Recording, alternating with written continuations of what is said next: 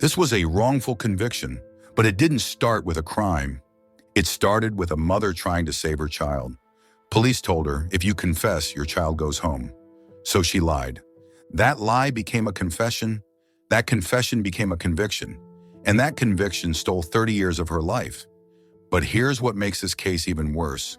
When the truth finally came out, the system fought harder to keep her in prison than it ever fought to find the real answers. Stay with me. Her name was Jennifer Lawson, 31 years old, single mother to a 7-year-old daughter named Maya. She worked 2 jobs, days as a cashier at a grocery store on the south side, nights cleaning offices downtown. Between shifts, she slept in her car sometimes. 3 hours here, 2 hours there, whatever she could get. They lived in a 1-bedroom apartment in a neighborhood where rent was cheap because everything else was broken. Peeling paint, leaking pipes, sirens every night. But it was home, and Maya was safe. That was all that mattered to Jennifer. She'd been raising Maya alone since Maya was 2. The father left before Maya's 3rd birthday. No forwarding address, no child support, just gone. Jennifer didn't have family nearby. Her mother had passed when she was 23. Her father was estranged, no siblings, no support system.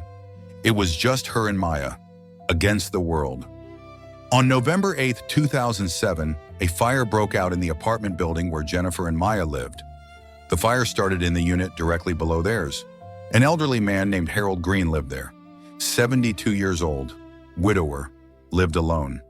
The fire spread quickly. Old building, no sprinkler system. By the time firefighters arrived, Harold Green was dead. The cause of death, smoke inhalation. The fire marshal's initial report listed the cause as undetermined.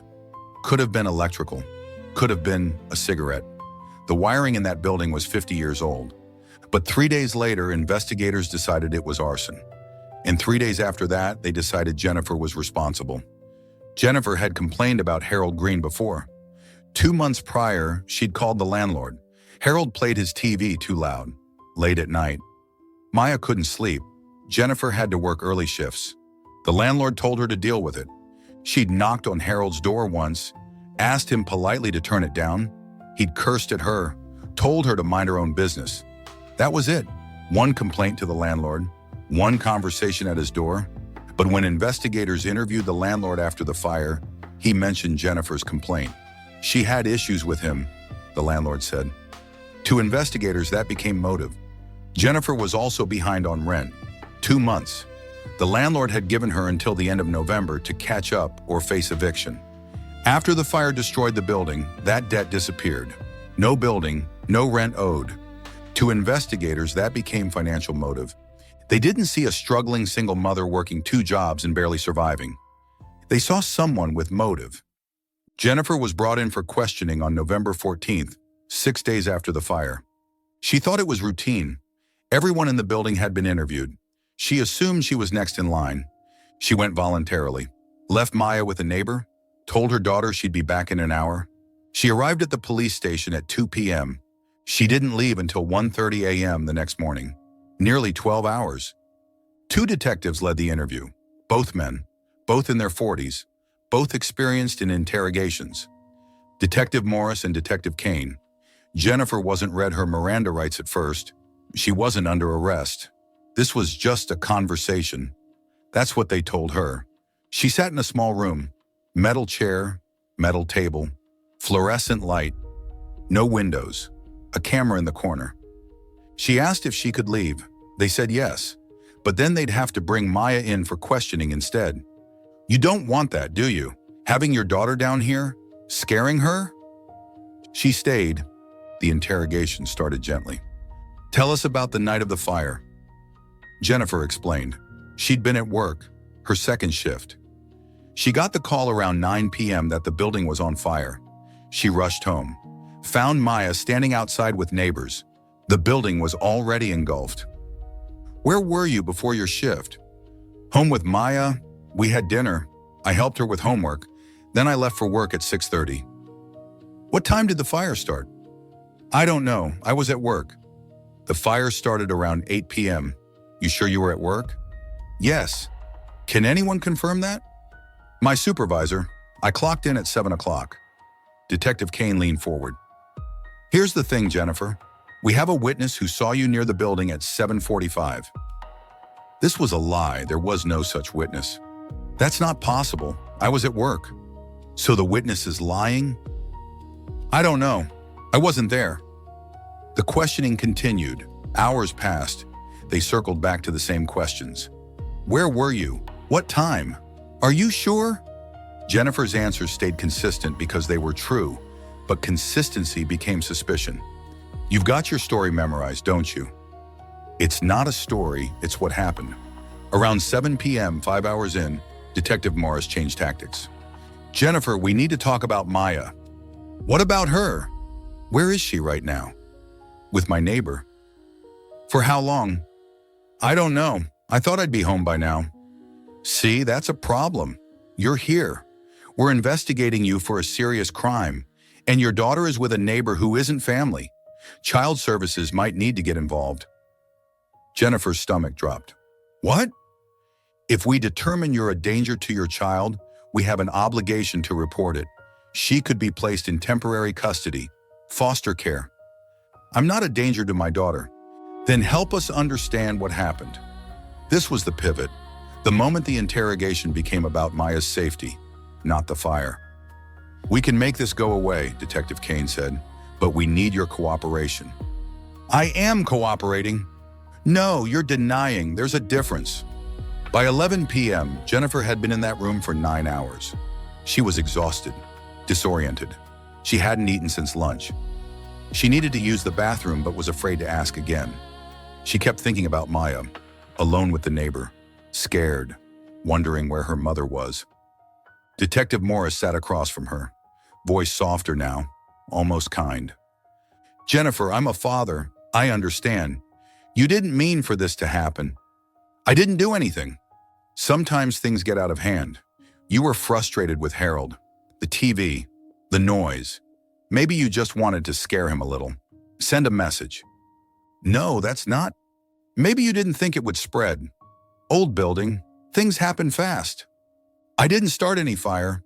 But if you did, and I'm not saying you did, but if you did and it was an accident, that's different than planning it. That's manslaughter, not murder.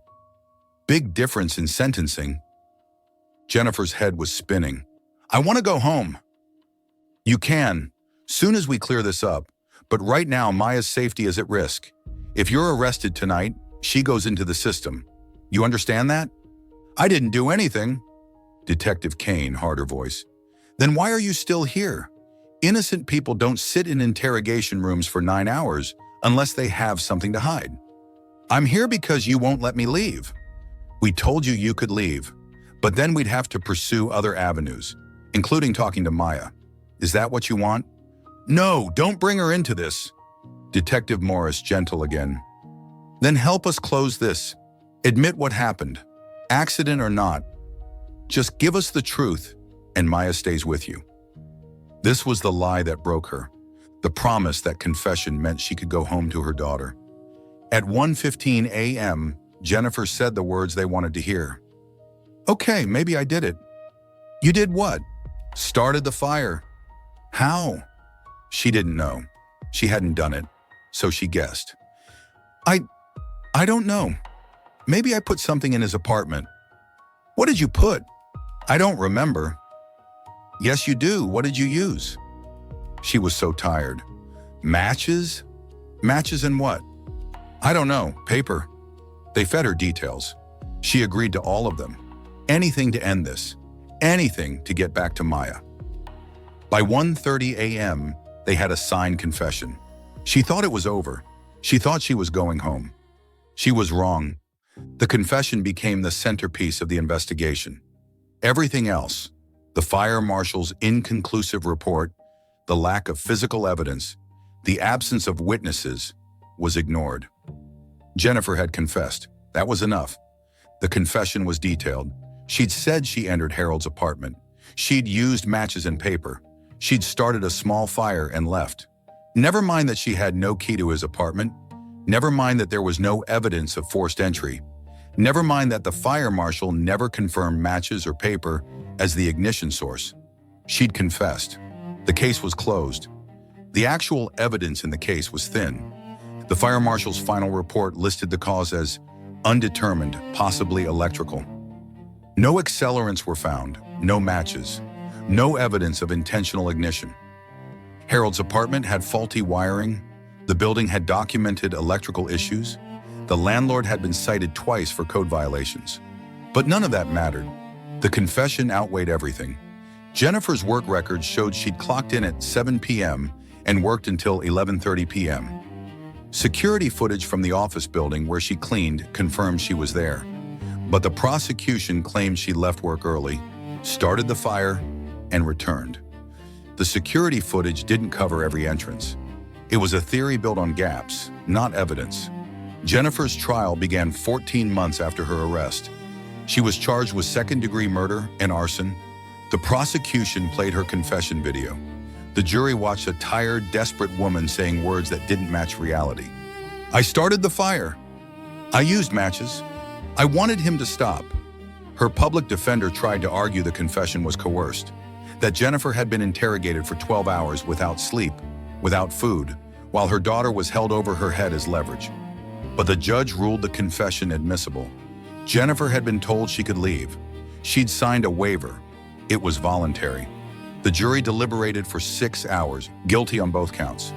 The judge sentenced her to 30 years in prison. Jennifer stood when the verdict was read. She didn't cry, didn't scream. She just looked at the back of the courtroom where Maya's foster mother was sitting. Maya was 8 years old now. She waved at her mother. Jennifer waved back.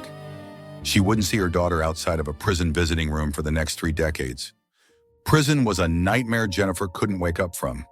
She was placed in a women's correctional facility 4 hours from the city. Maya couldn't visit often. The foster mother tried at first, once a month, then every other month, then quarterly. Maya was growing up, starting 3rd grade, 4th grade, 5th. Jennifer missed everything. First day of school photos, birthday parties, Halloween costumes, Christmas mornings. She got letters, Maya's handwriting improving year by year. The early letters were simple. "I miss you, Mommy. When are you coming home?" Later letters had more questions. "Why did you do it? Why didn't you just ignore the noise?" Jennifer wrote back every time. "I didn't do it, baby, I promise. I didn't do it." But Maya was a child. She didn't understand coerced confessions or wrongful convictions. She just knew her mother was in prison for killing someone. Jennifer filed her first appeal in year 2. It was denied. She filed again in year 4. Denied. Year 7, denied. Year 10, denied. The appeals process was slow.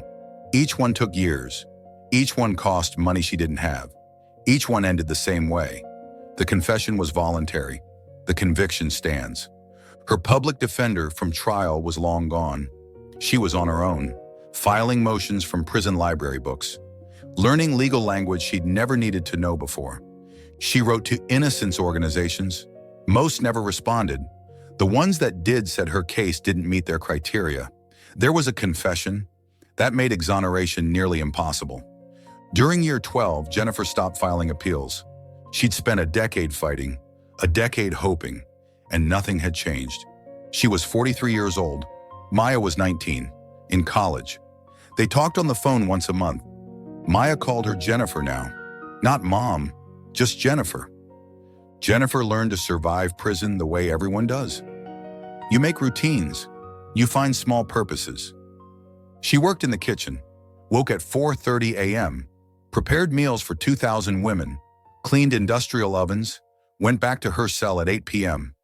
She read books from the prison library, mysteries mostly, stories where the truth always came out in the end. She attended a writing group once a week, wrote letters she never sent, wrote about the life she'd lost, the daughter she'd failed to protect by confessing to something she didn't do. She had a cellmate named Diane, serving 20 years for drug trafficking. Diane believed Jennifer was innocent. That meant something. Maya's visits stopped around year 17. She was 24 by then, starting her career, moving on with her life. Jennifer understood. What 24-year-old wants to spend weekends in a prison visiting room with the woman she used to call Mom? The letters slowed too. Once a month became once every few months, then birthdays and Christmas only. By year 20, the letters stopped altogether. Jennifer didn't blame her. How do you maintain a relationship with someone who's been gone longer than they were ever present? By year 27, Jennifer had been in prison longer than she'd been free as an adult. She was 58 years old, gray hair, bad knees from years of standing in the kitchen, glasses she couldn't afford to replace when they broke, so she taped them together. She'd given up on freedom, not because she accepted guilt, she knew she was innocent, but because hoping had become too painful. She had 7 years left on her sentence. She'd be 65 when she got out, an old woman who'd spent 3 decades paying for a crime she didn't commit. She thought about that sometimes, the arithmetic of injustice. 30 years, 10,950 days, 262,000 hours, all because she'd said yes in a room at 1 a.m. to make the detective stop threatening to take her daughter. In January 2037, 30 years after the fire, a local journalism student named Eric Chen decided to investigate cold cases for his senior thesis project. He came across Jennifer's case, read the trial transcripts, watched the confession video. Something bothered him. The confession didn't match the evidence. Jennifer described starting a fire with matches and paper, but the fire marshal's report mentioned possible electrical failure. Eric requested the full case file. It took months to get. When it arrived, he found something that had never been presented at trial, an electrical inspection report from 6 months before the fire. The landlord had been ordered to replace the wiring in Harold Green's unit. It was a fire hazard. The landlord never made the repairs. Eric also found witness statements that were never called at trial. 2 neighbors who said they saw sparks coming from Harold's apartment the night before the fire. Harold had called the landlord that morning, left a voicemail about flickering lights. The voicemail was in the case file. No one had ever listened to it. Eric tracked down the original fire marshal, retired now, living in Florida. The fire marshal reviewed his old report. He said on camera, "If I'd known about the electrical inspection, I would have ruled it an electrical fire. No question." Eric contacted the Midwest Innocence Project. They agreed to review the case. The Innocence Project assigned an attorney named Sarah Nguyen to Jennifer's case. Sarah requested a full case review, the electrical report, the witness statements, the confession tape. She also did something simple that no one had done before. She checked Jennifer's work records against the fire timeline. Jennifer had clocked in at 7 p.m. The fire started at 8:15 p.m., according to 911 calls. Jennifer's workplace was 45 minutes from the apartment building. It was physically impossible for her to have started the fire and made it to work by 7 p.m. That fact had been in the file all along. No one had connected the dots. Sarah also brought in a psychologist who specialized in false confessions. He reviewed the interrogation video. His assessment, classic coerced confession, 12-hour interrogation, threats about the child, sleep deprivation, leading questions, promise of leniency. Jennifer's confession wasn't evidence of guilt. It was evidence of psychological breakdown. Sarah visited Jennifer in prison in March 2038. Jennifer was 61 years old. She'd been inside for 31 years. Sarah sat across from her in the visiting room and said, "We're going to get you out." Jennifer didn't believe her at first. She'd heard promises before, appeals that went nowhere, lawyers who disappeared. Hope that turned to ash. But Sarah showed her the evidence, the electrical report, the timeline, the witness statements. "You didn't do this, Jennifer, and we're going to prove it." For the first time in 30 years, Jennifer cried. In May 2038, Sarah filed a motion to vacate Jennifer's conviction based on newly discovered evidence. The state fought it. The Assistant Attorney General assigned to the case argued that the evidence wasn't new. It had been in the file all along. Jennifer's original defense team simply failed to use it effectively. The state also argued that Jennifer's confession was voluntary and detailed. She knew facts only the perpetrator would know. Except she didn't. She'd guessed, and detectives had fed her the rest. The prosecutor who'd convicted Jennifer, retired now, gave a statement to the press. "I stand by that conviction. She confessed. The jury heard the evidence. Justice was served. Never mind that the evidence was incomplete. Never mind that the confession was coerced. The system had already decided Jennifer was guilty 30 years ago. Admitting error now would mean admitting they'd stolen 3 decades of an innocent woman's life. The case went to the appellate court. Sarah presented the electrical report, the timeline, the expert testimony on false confessions. The state presented the confession video. The judges watched it, saw Jennifer, exhausted and desperate, saying words that didn't match reality. One judge asked the state's attorney, "Why wasn't the electrical report disclosed at trial?" It was in discovery. Defense had access. But was it ever reviewed? Silence. 3 months later, the appellate court issued a ruling. The conviction is vacated. The defendant is ordered released immediately. On August 12, 2038, Jennifer walked out of prison. She was 61 years old. She'd been incarcerated for 31 years, longer than her daughter had been alive when she was arrested. Sarah was waiting outside with Eric, the journalism student who'd started it all. Cameras were there too, reporters, advocates.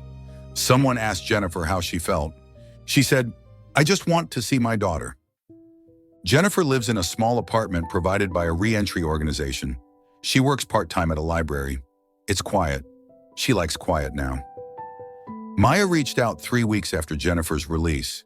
They met at a coffee shop, sat across from each other like strangers, because that's what they were. Maya was 38 years old, married, 2 children, a life that had happened entirely without her mother. They're trying. Weekly phone calls, monthly visits. It's awkward, painful, but it's something. Jennifer will never get back those 30 years. The state offered her compensation, $800,000 for 31 years of her life, $25,000 per year. She took it. What else could she do? The detectives who interrogated Jennifer were never disciplined.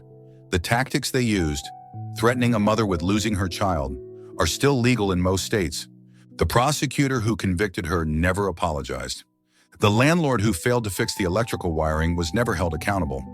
The system that fought to keep her imprisoned even after the truth emerged continues as it always has. Jennifer Lawson confessed to save her daughter from being taken by the system. Instead, she was taken herself. 31 years. Gone. And the worst part, if faced with the same choice tomorrow, confess or lose your child, how many mothers would do exactly what Jennifer did? The answer is the problem.